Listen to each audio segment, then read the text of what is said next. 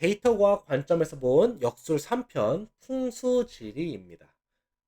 요새 풍수지리 관련해서 영화가 많이 나와요. 그래서 사람들이 흔히 접하는 주제는 아닌데 영화들을 잘 만들더라고요. 재밌게 보는 것 같습니다. 그래서 요거하고 한번 연관을 지어서 이야기를 해보려고 합니다. 당연히 저는 풍수지리를 믿지는 않고요.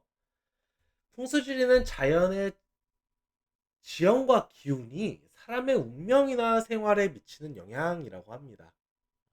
실제로 그래서 약간은 높은 나이대 세대들은 확실히 믿는 것 같아요. 그래서 뭐 어디를 깎는다거나 아니면 이사를 다닌다거나 이런 게 좀 많습니다. 근데 생각보다 실제 데이터 과학과 유사한 측면이 많아요. 정말 인기 있는 주제고 뭐 학생들이 이제 포트폴리오도 많이 만드는 주제이기도 한데요.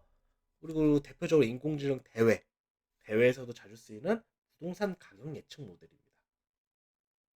직접 돈하고 관련이 있으니까 많은 사람들이 관심도 갖고 실제 산업에도 적용이 됩니다. 그래서 어떤 지역에 아파트를 지으면 가격폭이 가장 상승을 많이 할까 이런 측면에서 당연히 아파트 시공사에서도 이런 걸 전략을 짤 때 이런 모델을 고려를 합니다. 또 어떤 시설이 들어오면 주변 가격 변동폭이 어떻게 될까? 오를까 내릴까? 오른다면 얼마나 오를까? 내린다면 얼마나 떨어질까? 이런 것들을 정책과 관련해서도 많이 사용을 하게 됩니다. 신기하게도 여기 데이터 그 모델에 쓰이는 인풋은 위도와 경도가 실제 들어갑니다. 그러니까 어떻게 풍수지리와 좀 비슷한 거예요. 이 지역이 뭐 좋다 이런 식으로. 그다음에 주변의 건물과 역, 그러니까 어떤 지하철역, 그다음 도로 이런 것도 실제로 많이 쓰입니다. 이거는 꼭 뭐 인공지능 모델을 떠나서 우리 부동산 하시는 분들이 그 지역 검토하고 이럴 때 공시지가 같은 거 할 때도 많이 고려하는 요소이기도 하죠. 그래서 아웃풋은 부동산 가격이 될 것입니다. 그래서 이제 풍수지리에 대입한다면은 뭐, 어떤 뭐 기가 기운이 좋은 지역인지, 그다음에 주변에 이런 것들이 기운을 올리고 뭐 내리고, 어, 화와 같은 기능, 기운, 수, 물 기운이 막 흐르고 뭐 이런 이야기를 하잖아요. 그래서 변수만 달랐을지 약간 기본 원리는 좀 약간 비슷하긴 합니다.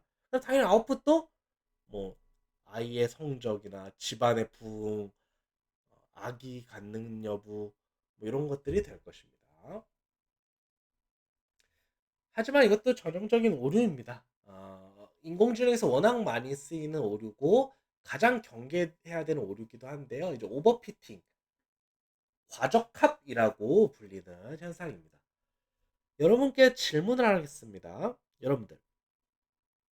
여러분들이 이제 소개팅을 하려고 합니다. 어떤 사람이 좋아? 외모적으로 이렇게 질문을 한 겁니다. 제가. 여러분들 한번 대답해 보세요. 여러분들은 눈이 어떤 모양인 사람이 좋아요? 큰 사람이 좋아요? 작은 사람이 좋아요? 아니면 뭐좀 깊은 눈이 좋아요? 맑은 눈이 좋아요? 키는 큰 사람이 좋습니까? 작은 사람이 좋습니까? 피부는 하얀 사람이 좋아요? 약간 까무잡잡한 사람이 좋아요? 입술 색과 모양은 어때요? 이렇게 질문합니다. 그럼 여러분들 막 대답하겠죠? 대답할 겁니다. 근데 제가 질문을 하나 했습니다. 발톱이 깨져 있는 사람이 좋아? 아니면은 예쁘게 단정한 사람이 좋아? 라고 질문했습니다. 당연히 발톱은 예쁜 사람이 좋다라고 대답을 할 겁니다, 여러분들은. 그래서 제가 여러분들에게 소개를 시켜줬습니다. 두 명을 소개시켜줬어요. 그러다가 아차 싶은 겁니다. 외모도 너무 뛰어나고 사람이 너무 괜찮은데 발가락 모양이 안 예쁘네요? 그래서 얘 싫어하겠지라고 해서 다른 사람을 소개시켰습니다. 외모 다 별로예요. 근데 발가락이 정말 예쁩니다. 이 사람을 딱 데리고 온 거예요. 여러분들은 어떤 심정이에요? 얘 뭐 하는 거지 싶지 않으세요? 제가 발가락 모양을 물어봤어요.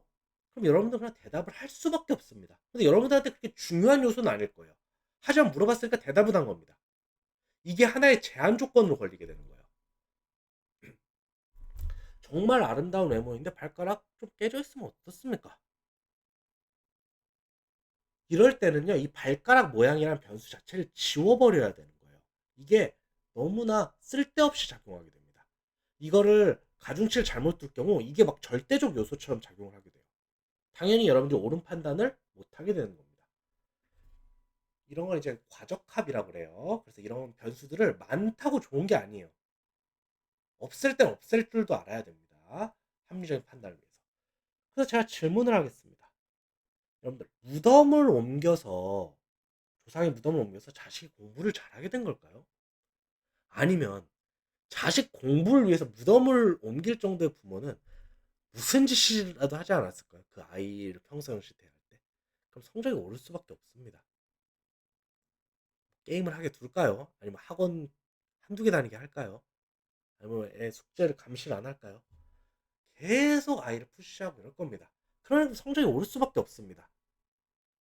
그러면 요인은 무덤을 옮겨서가 아닙니다. 다른 요인들이 있는 거예요.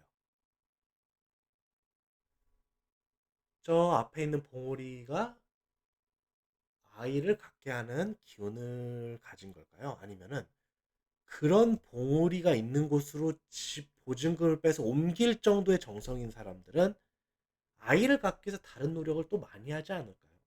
그러면 아이를 갖기 위해서 많은 노력을 하는 사람하고 노력을 안 하는 사람하고 누가 더 아이를 가질 확률이 높을까요? 이런 생각을 좀 해보셔야 됩니다. 당연히 중요한 변수는 다른 데 있는 겁니다.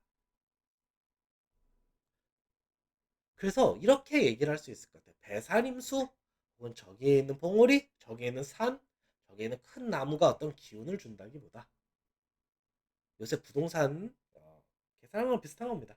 요새 초품화 이런 얘기 많이 하더라고요. 초품화, 중품화, 고품화. 즉 초중고등 학교를 품은 아파트입니다. 가격이 높겠죠. 왜냐? 아이들이 도로를 안 건너도 되니까 안전하고 이제 익숙한 환경에서 계속 공부를 시킬 수 있으니까 선호한다고 합니다. 그 다음에 병품화. 병원이 이제 근접해 있으면은 노인분들과 같이 있을 때 확실히 좀 안심이 되죠. 반면에 이제 모품화, 이제 뭐 모텔촌 같은 게서 가격이 떨어진다고 합니다. 그래서 배산임수가 아니라 임수. 당연히 이제 강은 근접하면 가격이 오르더라고요. 예쁘잖아요. 그렇죠? 옛날처럼 이렇게 무역을 하는 건 아니지만 임수, 초중고병, 품화, 그죠? 역세. 가까우면 좋죠. 무흥, 유흥 같은 게 없어요. 그러니까 뭐 임수, 배산임수 이런 게 아니라 요새는 임수, 초중고병, 품화, 역세, 무흥. 약간 주문 같기도 한데 뭐 이런 식으로 한다면은 실제로 가능성이 있습니다. 실제 뭐 적용이 되기도 하고요.